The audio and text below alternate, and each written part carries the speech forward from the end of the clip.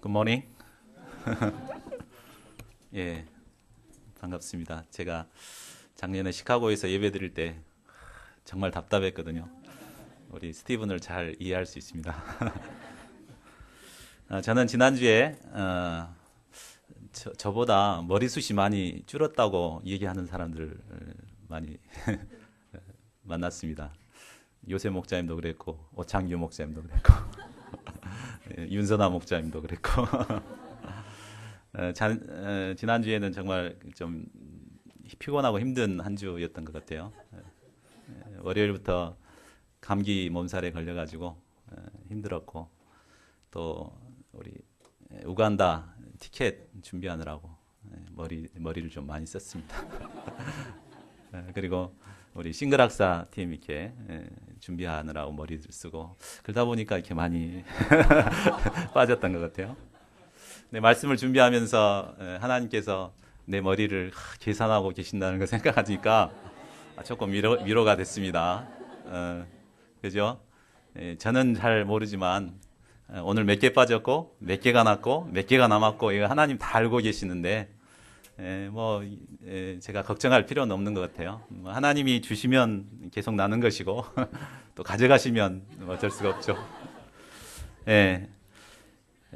우리가 문제에 빠지면은 정말 힘들지만 이렇게 하나님을 바라보면 문제에서 벗어날 수가 있는 것 같습니다.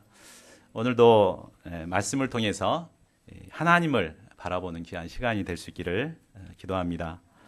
누가복음 12장 15절 요절 말씀을 함께 읽겠습니다. 시작. 그들에게 이르시되 삼가 모든 탐심을 물리치라. 사람의 생명이 그 소유에 넉넉한 데 있지 아니하리라 하시고. 저희는 계속되는 누가복음 말씀을 통해 예수님께서 가르치시는 제자도를 배우고 있습니다. 예수님께서는 이제 제자들과 함께 예루살렘을 향해 가고 계셨습니다. 그러면서 제자들에게 집중하여 제자도를 가르치고 있습니다. 오늘 말씀에서도 수많은 무리가 예수님께 나왔지만 예수님께서는 오로지 제자들에게만 집중하여 그들을 가르치고 계십니다. 오늘 말씀에서 예수님께서는 제자들에게 두 가지 내용을 가르치는데, 첫째는 바리새인의 외식을 주의하라 하는 내용이고, 둘째는 모든 탐심을 물리치라입니다. 우리가 예수님의 제자로 살아갈 때 빠지기 쉬운 문제가 바로 바리새인처럼 외식하기 쉬운 것입니다. 또 육신적이고 물질적인 세상에서 탐심에 빠지기 쉽다는 것입니다. 예수님께서는 오늘 말씀을 통해 우리가 왜 바리새인의 외식을 주의해야 하는지, 왜 탐심을 물리쳐야 하는지를 가르쳐주고 있습니다. 본문 말씀을 통해 저희 모두가 예수님의 진정한 제자들로 성장할 수 있기를 기도합니다. 제1부 바리새인의 외식을 주의하라. 1절에서 12절 말씀입니다. 오늘 말씀은 지난주 말씀과 이어지는 말씀입니다. 지난주 말씀 생각나세요? 지난주 말씀에서 예수님은 바리새인 집에 점심 초대를 받아 가셨죠. 근데 손도 안 씻고 이렇게 먹으니까 바리새인이 이상하게 여겼습니다. 이때 예수님께서 화 있을진저 하면서 6가지 화를 아주 심하게 책망하셨습니다. 그들은 예수님의 책망을 듣고 회개해야 했습니다. 그러나 그들은 예수님이 밖으로 나가자 예수님을 따라가며 거세게 달려들어 따져 물었습니다. 당신이 내가 그런 거 봤어? 응? 어따 대고 막말이야 하면서 막 따졌던 것 같습니다. 그리고 예수님을 책잡고자 노리고 있었습니다. 1절을 보십시오. 그런데 그러고 있는 동안에 수많은 무리가 예수님께로 몰려들었습니다. 당시 외식하는 지도자들에게 고통당하던 무리들은 참 목자 되신 예수님을 찾아 여기저기서 찾아왔습니다. 그 수가 수만 명이나 되어 서로 밟힐 지경이 되었습니다. 인터넷도 없고 트위터도 없는 그 시대에 사람들이 자발적으로 이렇게 수만 명이 모여든다는 것은 정말 놀라운 일입니다. 상황이 이렇게 되자 혈기를 부리며 달려들던 바리새인과 서기관들은 슬슬 자리를 피해 도망갔을 것입니다. 이 모습을 지켜보던 제자들은 한껏 고무되었습니다. 수많은 사람들이 예수님을 따르고 있고 두려움의 대상이었던 종교 지도자들마저 꼼짝 못하는 것을 보니 이제 예수님께서 예루살렘에서 왕위에 오르는 것은 시간 문제라고 생각했습니다. 또 그렇게 되면 자신들도 한순간에 엄청난 신분 상승을 이룰 것이라고 기대감에 부풀었을 것입니다. 이것을 아신 예수님께서 먼저 제자들에게 말씀하셨습니다. 바리새인들의 누룩, 곧 외식을 주의하라. 외식이란 밖에서 식사하는 게 아니라 헬라어로 히포크리신으로서 무대의 배우를 의미했습니다. 배우는 자신이 어떤 상태, 어떤 상황일지라도 자신이 맡은 배역을 훌륭하게 연기해야 합니다. 실제 삶이 음란하고 방탕한 여인일지라도 성스러운 수녀의 역할이 맡겨주면 관객들 앞에서 성스러운 수녀처럼 이렇게 연기를 해야 합니다. 이처럼 바리새인들은 자신들의 내면에는 탐욕과 악독이 가득 차 있었지만 무대 앞에 선 배우처럼 사람들에게 거룩한 모습으로 연기를 했습니다. 이런 외식은 그 시대에 무서운 악영향을 끼치고 있었습니다. 예수님은 바리새인의 외식을 누룩이라고 하였습니다. 누룩은 떡 반죽에 조금만 넣어도 온 떡덩이를 부풀게 만듭니다.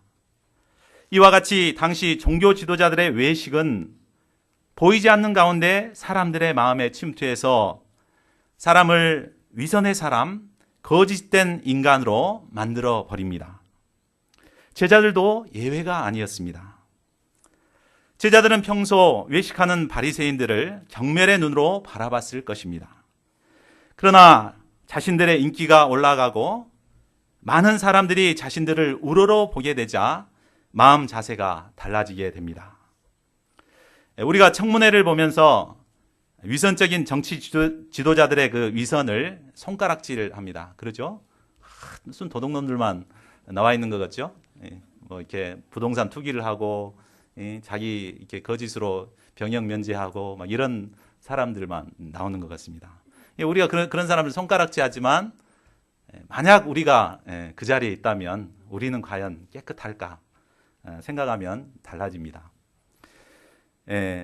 우리가 양떼는 나는 목자가 되면은 정말 예수님과 같은 선한 목자가 돼야지 이렇게 다짐을 하지만 막상 목자가 되면 그렇게 하지 못하고 참 양들 눈치를 보면서 양들 앞에 거룩한 모습만 보이고자 할 때가 많습니다.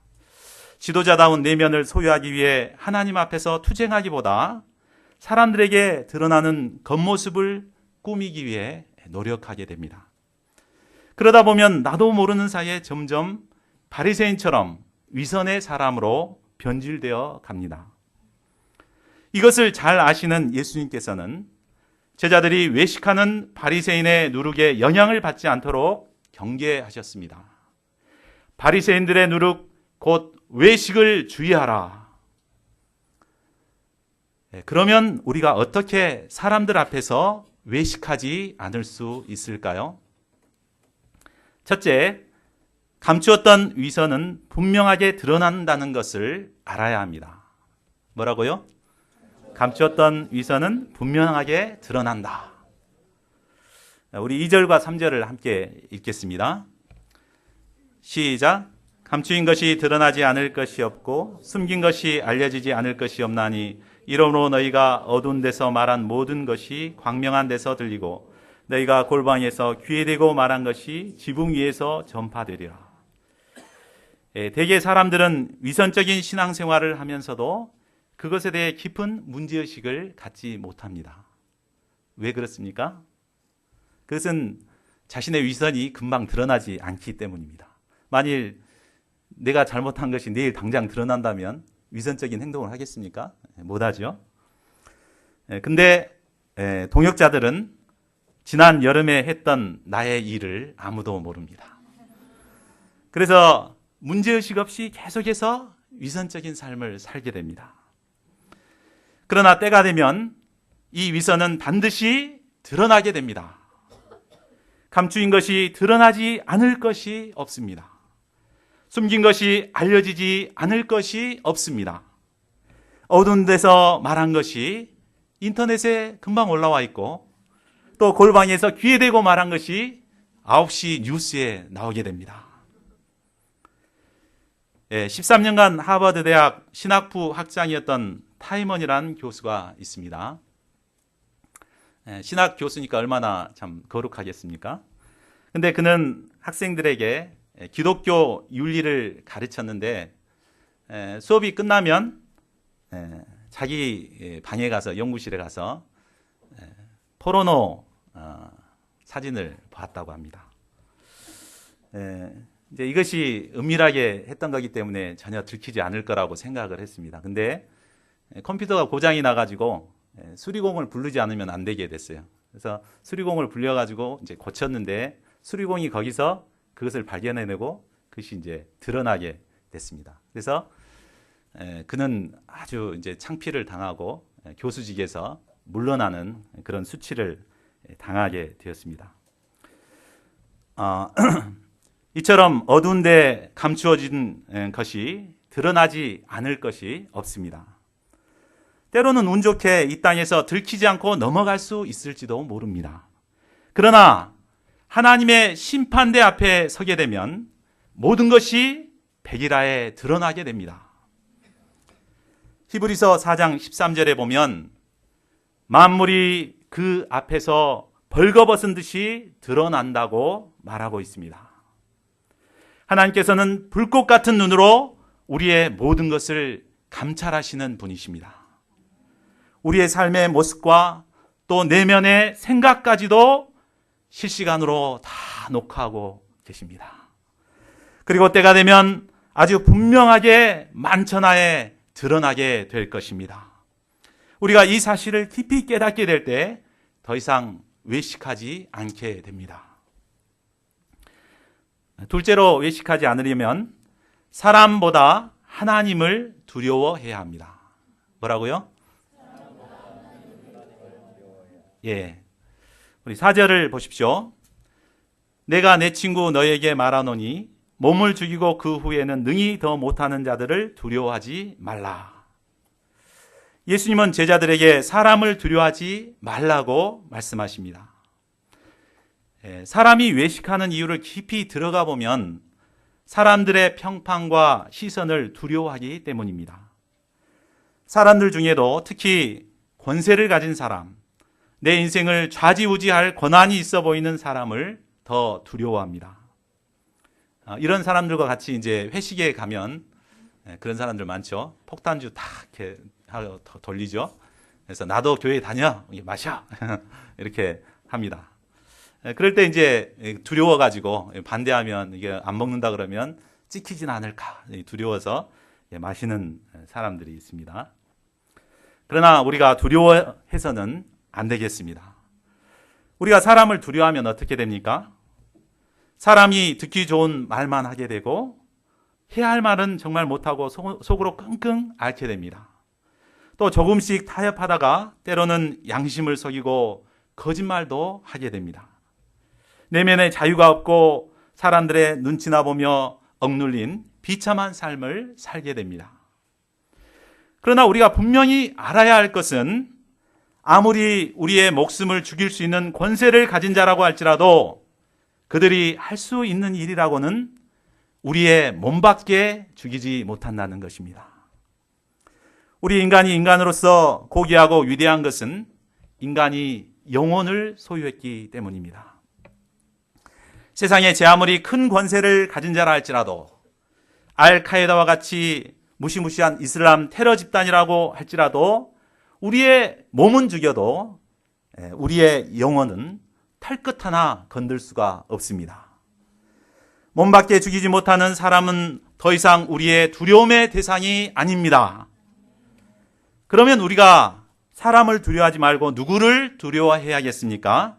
5절을 두렵고 떨림으로 한번 같이 읽어보겠습니다. 시작. 마땅히 두려워할 자를 내가 너에게 보이리니 곧 죽인 후에 또한 지옥에 던져 넣는 권세 있는 그를 두려워하라. 내가 참으로 너에게 이르노니 그를 두려워하라. 우리가 몸을 죽이는 사람을 두려워하지 말아야 할 것은 우리의 몸이 죽는 것보다도 더 심각한 일이 있기 때문입니다. 그것은 우리가 하나님의 심판대 앞에 선다는 것입니다. 고린도후서 5장 10절은 이렇게 말하고 있습니다. 같이 한번 읽어볼까요? 시작. 이는 우리가 다 반드시 그리스도 심판대 앞에 나타나게 되어 각각 선악간에 그 몸으로 행한 것을 따라 받으려 함이라. 우리가 다 반드시 예외가 없습니다.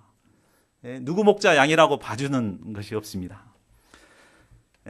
또 우리 몸을 죽일 수 있는 권세자들도 예외 없이 모두 다 하나님의 심판대 앞에 서게 됩니다. 이 심판대 앞에서 어떤 판결이 내려지냐에 따라서 우리는 영원한 천국에서 살 수도 있고 아니면 지옥의 유황불에 던져져서 영원히 고통당할 수도 있습니다. 어떤 막강한 파워를 가진 세상 권세자라도 우리의 최종적인 운명을 결정하지 못합니다. 오직 하나님께서만이 우리의 영원한 운명을 결정하시는 분이십니다. 그러므로 우리는 죽음 이후의 삶까지 주관하시는 하나님, 우리를 지옥의 유황불에 던질 권세를 가지신 하나님을 마땅히 두려워해야겠습니다. 셋째, 하나님께서 우리를 먹이신다는 것을 믿어야 합니다. 다시 해보겠습니다. 시작. 하나님께서 우리를 먹이신다는 것을 믿어야 합니다. 우리가 사람을 두려워하는 또 다른 이유는 사람들이 우리를 먹인다고 생각하기 때문입니다. 회사에 다니는 분은 회사 사장님이 나를 취업시켜주고 또 월급을 줘서 이만큼 먹고 살게 되었다고 생각합니다. 우리 개원을 한 원장님들은 환자들이 자신의 병원을 찾아줘서 그들 때문에 먹고 살고 있다고 생각합니다. 우리 학생들은 부모님 때문에 먹고 살고 있다고 생각합니다. 물론 우리는 마땅히 우리가 먹고 살 수 있도록 도와준 그분들에 대한 감사하는 마음을 가져야 할 것입니다. 그러나 그렇다고 그들의 도움이 없어지면 당장 굶어 죽을 것처럼 사람들의 눈치나 보며 그들에게 얽매여 살아서는 안 될 것입니다. 우리가 이렇게 먹고 살아갈 수 있는 것은 나를 도와주는 사람 때문이 아니라 바로 하나님께서 그 사람들을 도구로 사용하셔서 우리를 먹이고 계시기 때문입니다. 하나님께서 우리를 얼마나 섬세하게 돌보십니까? 우리 6절과 7절을 한번 읽어보시겠습니다. 시작. 참새 5마리가 두 아사리온에 팔리는 것이 아니냐. 너희가 하나님 앞에서는 그 하나도 잊어버리는 바 되지 아니하냐. 너희에게는 심지어 머리털까지도 다 세신 바 되었나니 두려워하지 말라. 너희는 많은 참새보다 더 귀하니라. 두 아사리온은 현재 우리 돈으로 환산하면 약 700원에 불과하다고 합니다. 그런 값싼 참새도 하나님은 잊지 않고 보호하십니다. 하물며 그를 따르는 사람들에 대해서는 어떠하겠습니까? 하나님은 심지어 우리의 머리털이 몇 개인지도 다 알고 계십니다. 일반 성인들의 머리카락은 약 15만 개 정도 된다고 합니다. 저는 거기에 훨씬 못 미칠 것 같습니다. 우리는 하루에 몇 개의 머리털이 빠지고 또 몇 개의 머리털이 새로 나는지 알지 못합니다. 그러나 하나님은 다 알고 계십니다. 오늘 몇 개 빠지고 오늘 몇 개 나고 몇 개가 남았는지 플러스 마이너스 다 계산해서 알고 계십니다. 이처럼 하나님께서는 우리가 알지도 못하고 또 아무런 관심도 없는 부분까지도 다 아시고 세심하게 돌보아 주시는 분이십니다. 이 하나님께 대한 분명한 믿음이 있을 때 우리는 더 이상 사람에게 얽매이지 않고 사람들 앞에서 외식하지 않을 수 있습니다. 8절과 9절을 보십시오. 예수님은 사람을 두려워하지 않고 사람들 앞에서 예수님을 시인하면 장차 세상을 심판하러 오실 때 그 사람을 사람들 앞에서 시인할 것이라고 말씀하십니다. 우리는 믿는 사람 앞에서는 예수님을 시인하는 것이 그리 어렵지 않습니다. 이 센터에 나와서 예수님을 시인하는 거 정말 쉽습니다. 그죠? 여기서 예수님께 기도하고 믿음의 말을 하고 참 찬송하고 해도 누가 뭐라 그럴 사람 없죠. 오히려 잘한다 그러죠. 근데 믿음이 없는 사람들에게 예수님을 시인한다는 거 정말 쉽지 않습니다. 자칫 잘못하면 현실적인 불이익을 당할 수도 있기 때문입니다. 요즘은 정말 크리스찬들을 정말 못같이 보는 세상 사람들이 많습니다. 그래서 우리는 이제 크리스찬이라는 거, 예수님의 제자라는 것을 선뜻 시인하지 못하고 살아가기 쉽습니다. 옛날 어떤 교수님인가, 그 목사님인가, 그 대학생들 앞에서 이렇게 이제 그 종교가 뭔가를 한번 물어봤답니다. 그래서 자기 종교가 불교인 사람, 그러니까 손을 다 들고, 천주교인 사람 손을 딱 드는데, 기독교인 사람, 그러니까 아주 자신 없게 들까 말까 이렇게 했다고 했습니다. 그만큼 참 사람들의 눈을 이렇게 의식하고 시인하지 못하는 그런 문제들이 있는 것 같습니다. 그러나 설사 우리가 세상 사람들에게 불이익을 당한다 할지라도 우리는 예수님을 나의 그리스도로 적극적으로 시인해야 합니다. 왜냐하면 우리가 사람 앞에서 예수님을 부인하게 되면 예수님께서도 하나님의 사자들 앞에서 우리를 부인할 것이기 때문입니다. 마가복음 8장 38절에서 예수님은 이렇게 말씀하셨습니다. 누구든지 이 음란하고 죄 많은 세대에서 나와 내 말을 부끄러워하면 인자도 아버지의 영광으로 거룩한 천사들과 함께 올 때에 그 사람을 부끄러워하리라. 물론 우리는 연약하고 무지하여 때로 예수님을 거역하는 죄를 범할 수도 있습니다. 그러나 우리의 연약함을 잘 아시는 예수님은 우리가 회개하며 나올 때 용서해 주십니다. 사해 주십니다. 그러나 바리새인들과 같이 고의적으로 성령의 역사를 회방하는 자는 결코 용서받을 수가 없습니다. 11절을 보십시오. 예수님은 제자들이 장차 유대 종교 지도자들과 정치 지도자들로부터도 핍박받을 것을 말씀하십니다. 그러나 그런 상황에 처할지라도 무엇으로 대답할 것인가 염려할 필요가 없습니다. 왜냐하면 성령께서 그때 할 말을 우리에게 주시기 때문입니다. 성령님은 우리가 어떤 세상 권세 앞에 선다 할지라도 우리와 함께 하셔서 담대하게 말하게 하십니다. 그러므로 우리는 핍박 가운데서도 성령님을 굳게 의지해야겠습니다. 성령님이 주시는 지혜와 용기를 덧입고 어떤 핍박도 이겨내는 저희 모두가 될 수 있기를 기도합니다. 제2부 모든 탐심을 물리치라 13절에서 21절 말씀입니다. 13절을 보십시오. 무리 중에 한 사람이 예수님께 나와 말했습니다. 선생님, 내 형을 명하여 유산을 나와 나누게 하소서. 모세의 율법에 의하면 재산의 상속은 장자에게는 소유의 2몫을 주고 그리고 동생에게는 1몫만 주게 되어 있습니다.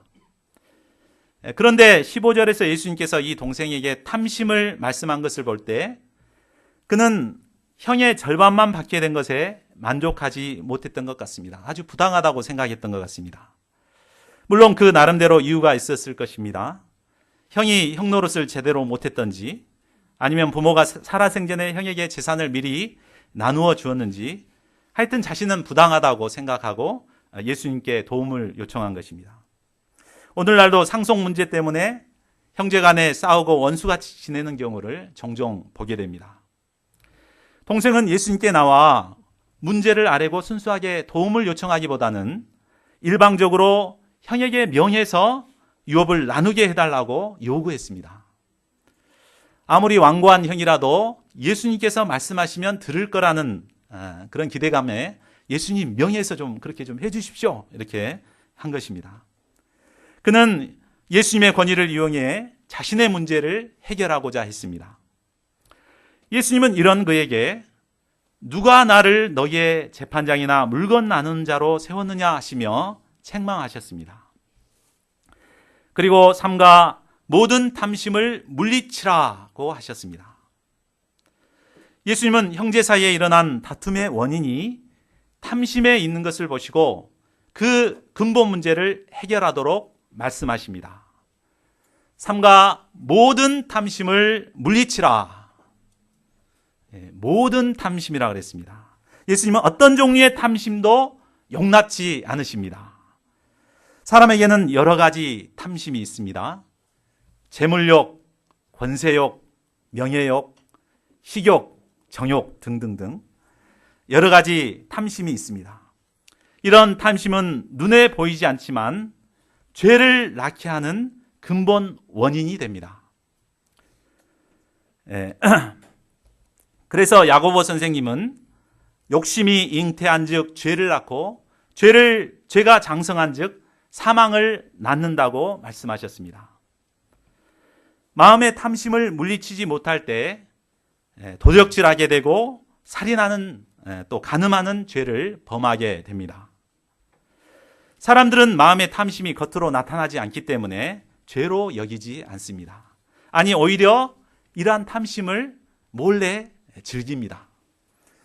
그러나 성경은 탐심이 죄인 것을 분명하게 말씀하고 있습니다. 10계명 중 마지막 계명이 바로 탐심의 계명입니다.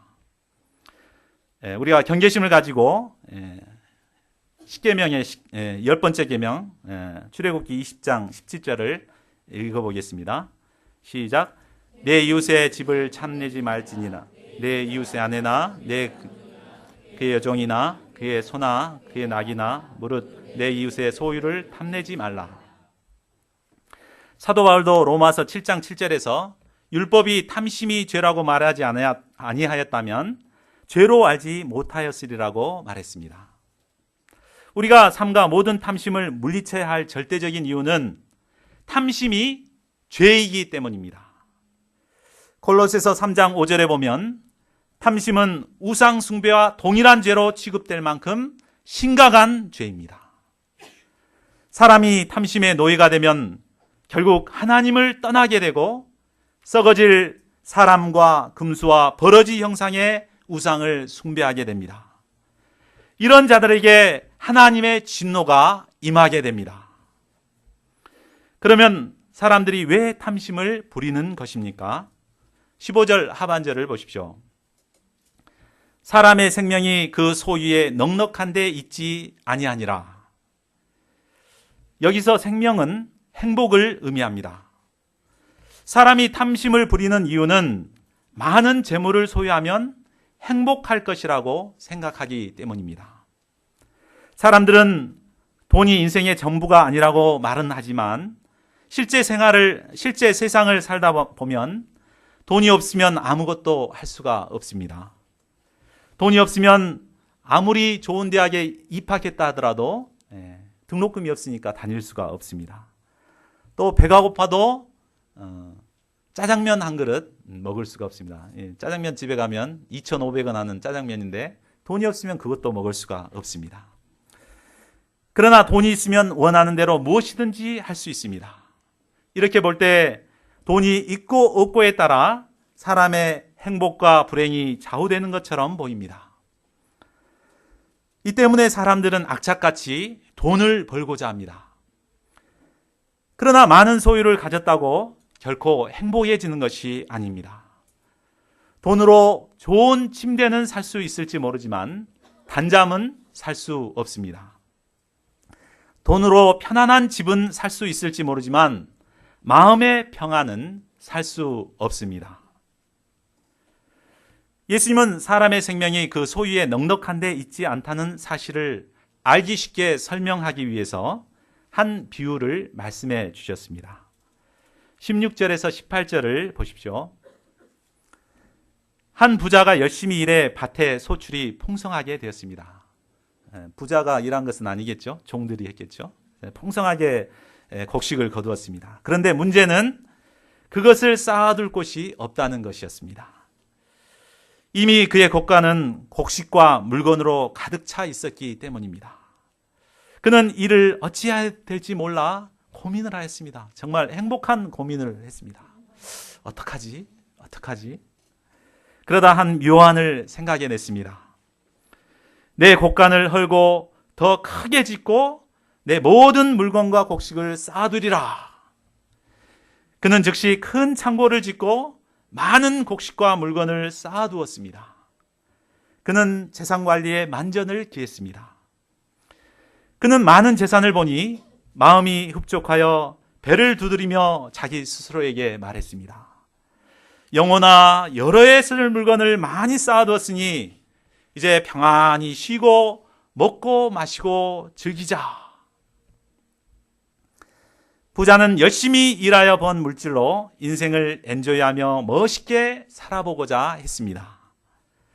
열심히 일한 당신 떠나라.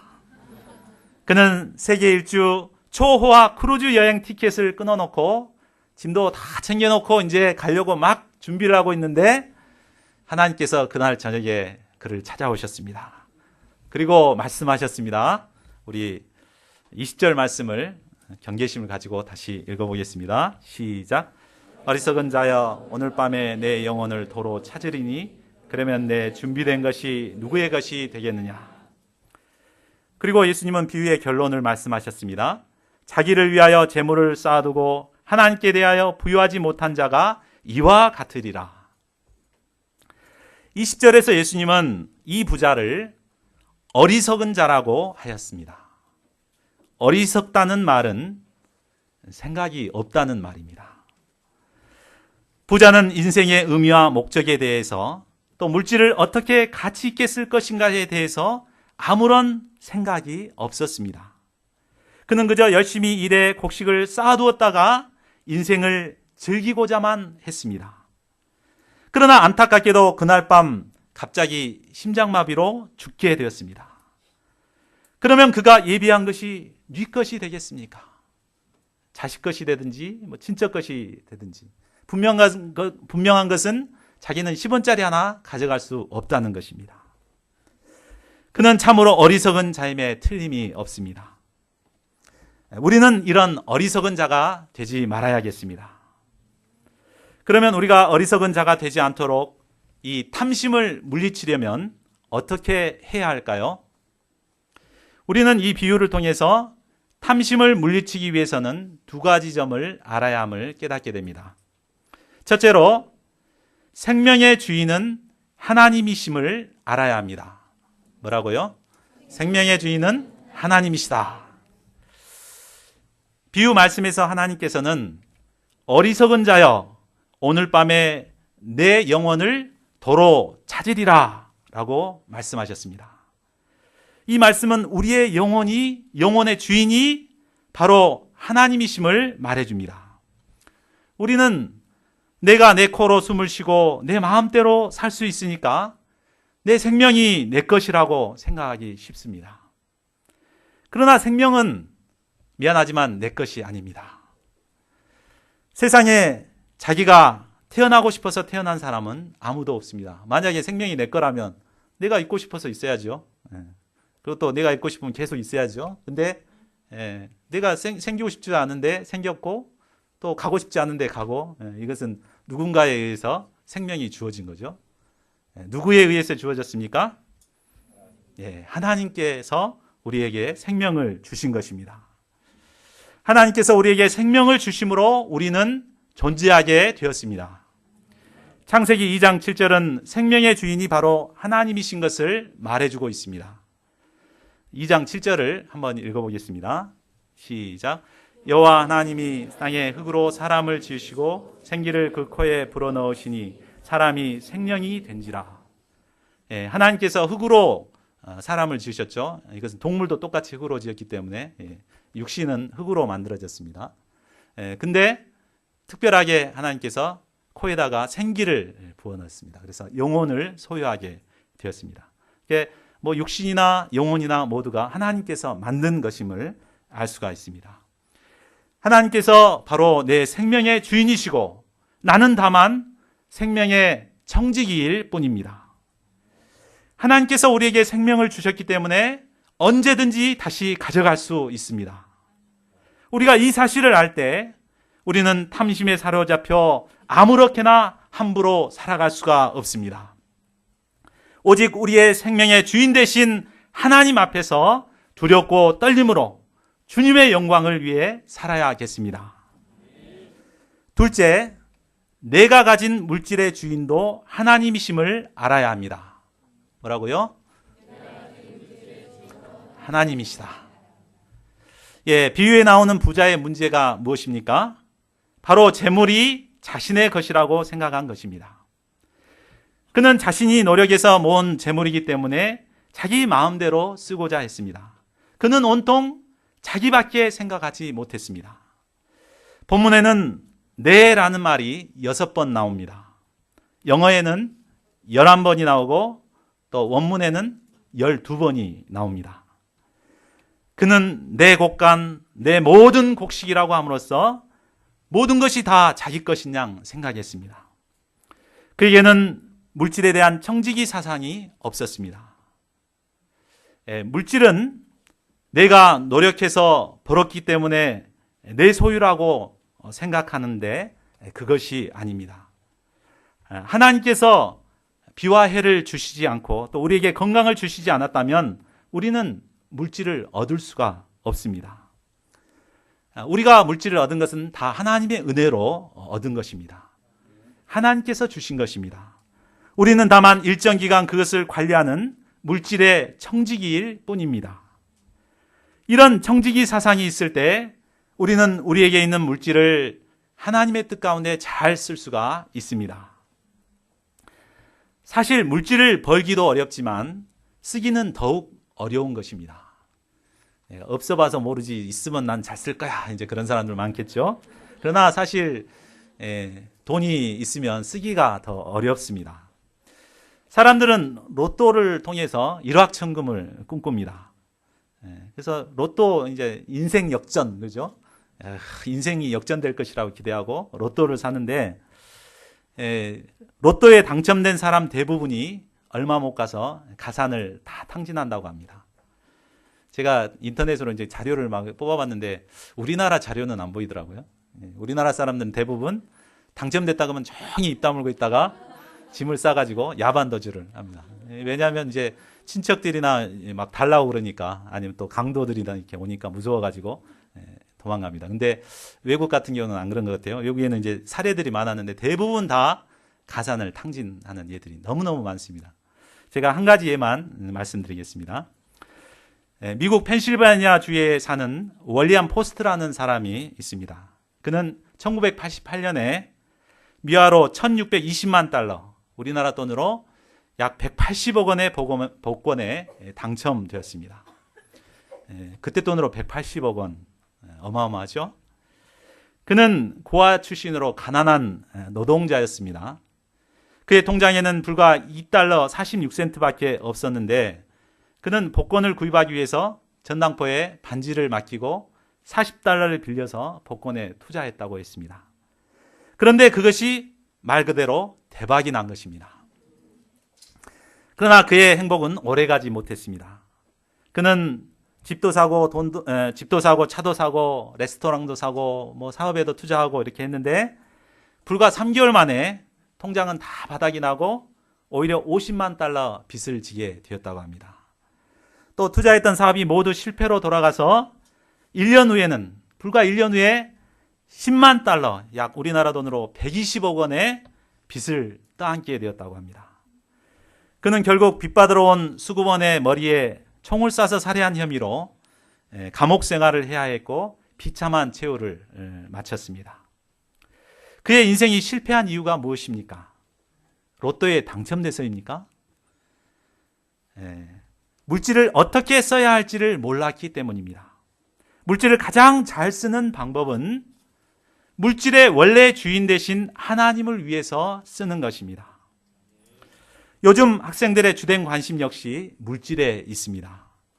졸업 후 직장을 선택할 때도 그 기준이 연봉이 얼마인가입니다.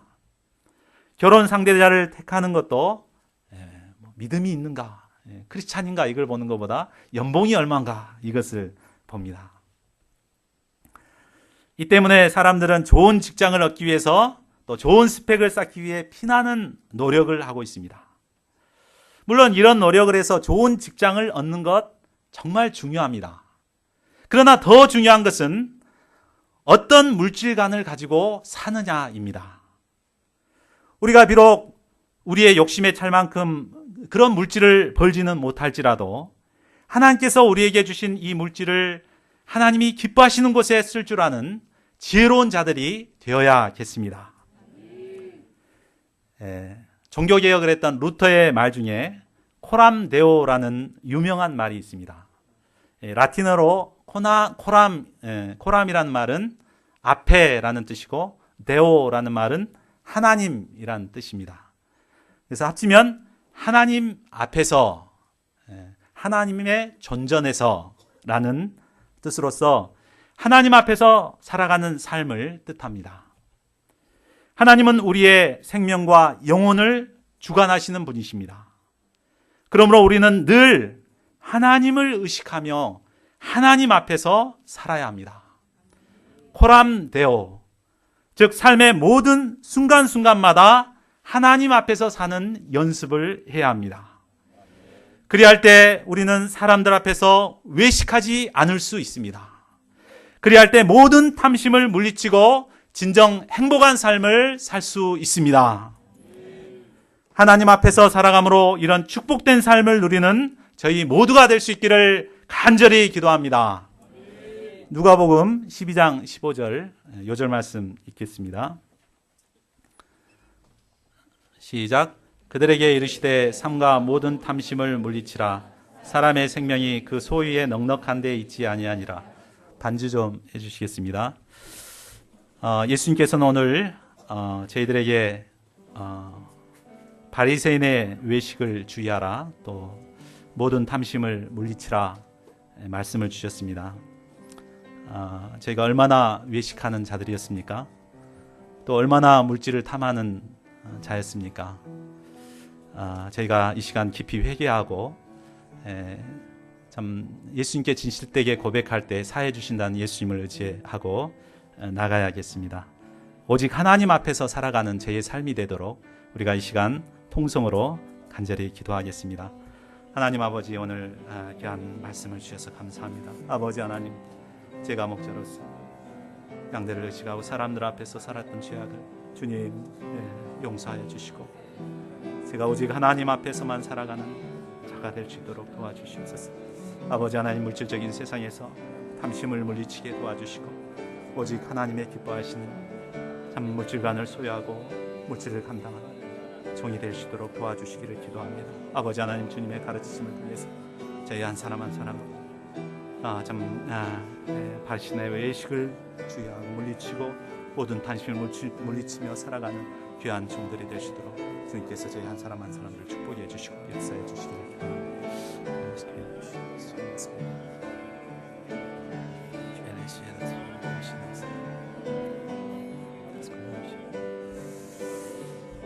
고마우신 하나님 아버지, 오늘 귀하게 말씀을 통해서 예수님의 진정한 제자로서 살아가는 길을 가르쳐 주셔서 감사합니다.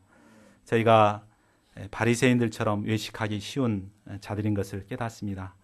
또 물질적인 세상에서 탐심을 가지고 자기만을 위해 살아가기 쉬운 자들인 것을 깨닫습니다. 그러나 참 저희의 모든 참 생명 되신 하나님께서 저희들을 불꽃같이 지켜보고 계시고 또 참 하나님 앞에서 저희가 살아갈 때만이 이러한 모든 것들을 물리치고 하나님이 기뻐하시는 제자의 삶을 살아갈 수 있음을 깨닫습니다. 하나님 아버지, 코람 데오 할 수 있게 하여 주시고 저희가 날마다 매 순간마다 하나님 앞에서 살아가는 가운데 참 더 이상 외식하지 아니하고 탐심을 물리치고 살아가는 귀한 하나님의 종들이 되게 도와주시기를 기도합니다. 귀한 말씀을 감사하고 우리 주 예수 그리스도를 받들어 기도하였습니다. 모두 일어나서 찬송 217장 부르시겠습니다.